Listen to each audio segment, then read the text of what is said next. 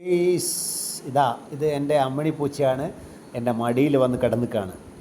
അവൾക്ക് എൻ്റെ മടിയിൽ കിടക്കാൻ വലിയ ഇഷ്ടമാണ്. ഞാൻ എവിടെ എപ്പോൾ ചെയറിലിരുന്നാലും അവൾ വന്നിട്ട് എൻ്റെ മടിയിൽ വന്നിരിക്കും. എന്താണെന്നറിയില്ല, സ്നേഹമാണ് അത്, അഖിലസാരവും ആത്മാർത്ഥതയുള്ള.